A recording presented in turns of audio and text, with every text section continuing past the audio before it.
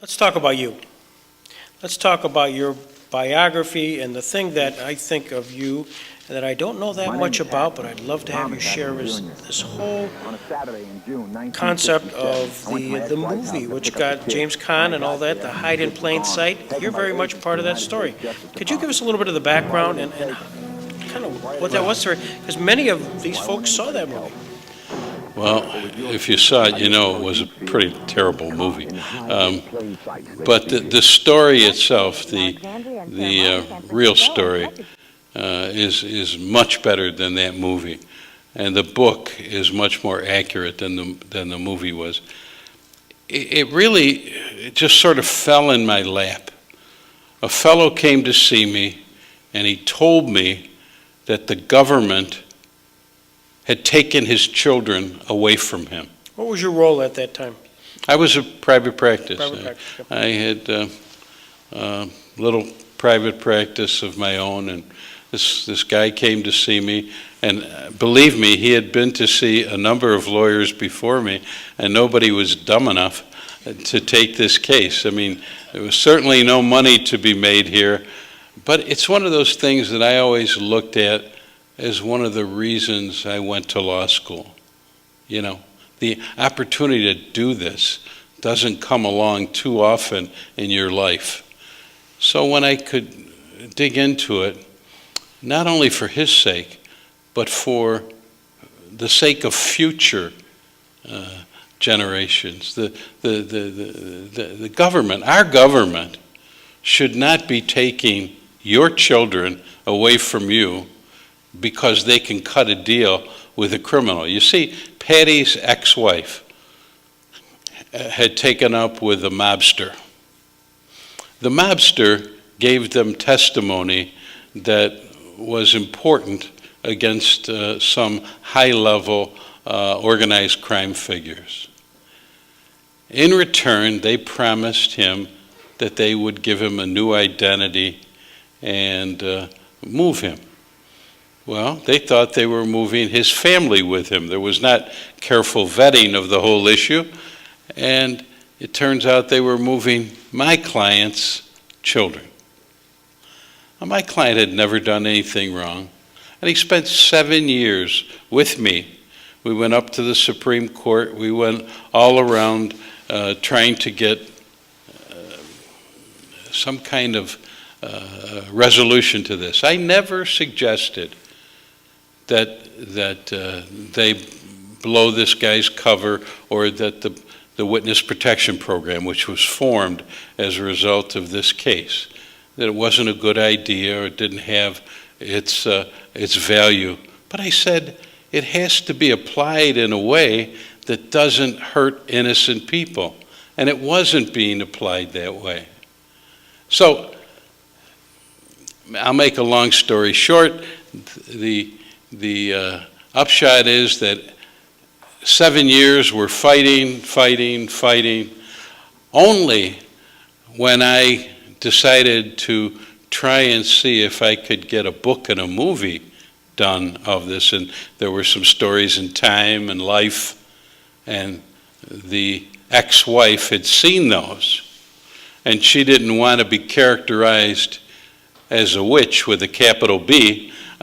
Did I get any help from her?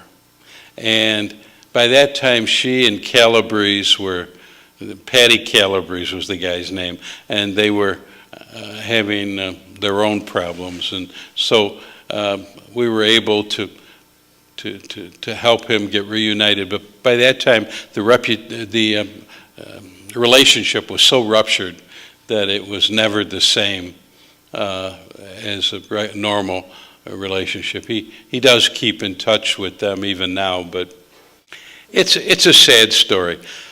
I did find out through Justice Department sources later when I became a U.S. attorney, and they really screwed around with me because of that. They were wondering if some organized crime figure had put me up to doing that. There were some people who, you know, after all, well, I'm not going to go there, but there were a lot of things that are different today than they were then. And we made the program a better program. We made the program work. And my testimony and at a number of congressional committees and some of the legislation that I participated in drafting made a difference, and I feel real good about that. I wish the movie had been more accurate in its portrayal, because it would have been a better story, and it should have been told on more levels. It was just the base level of a guy who searching for his children, and they never got into the intricacies of the events that made that happen.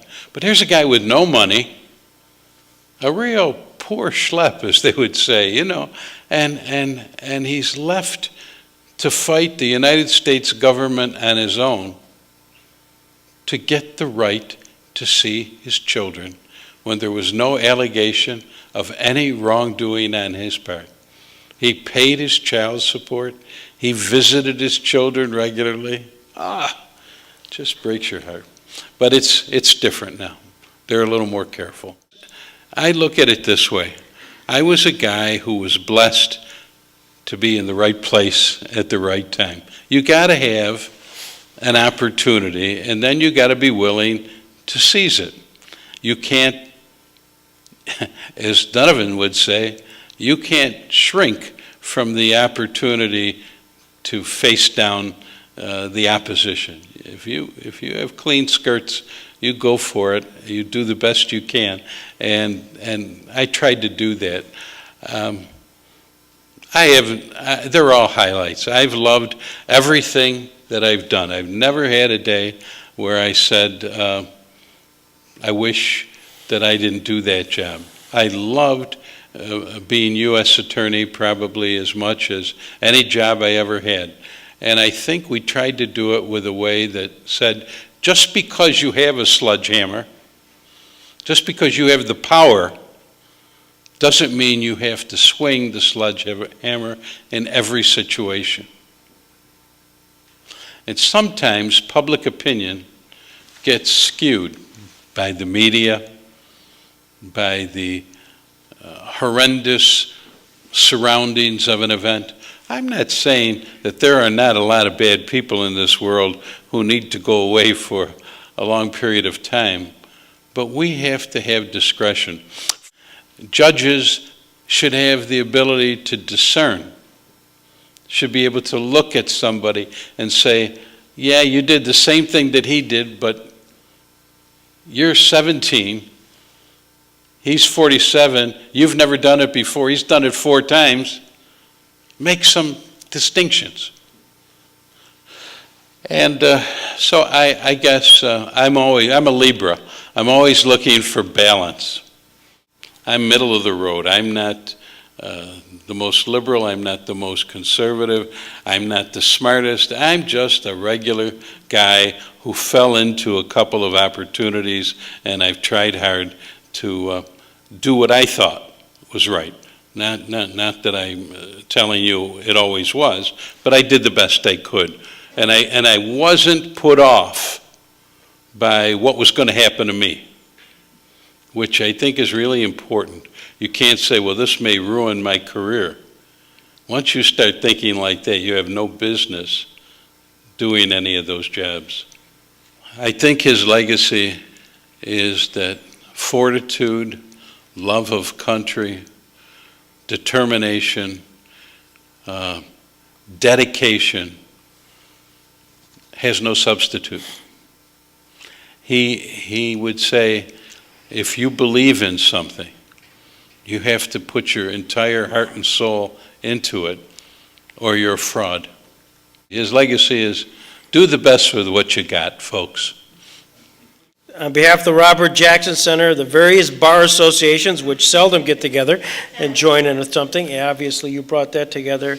And on behalf of the Chautauqua Region Community Foundation and everybody here, to Justice Salvatore Martoche, we say thank you. This has been terrific. Thank you.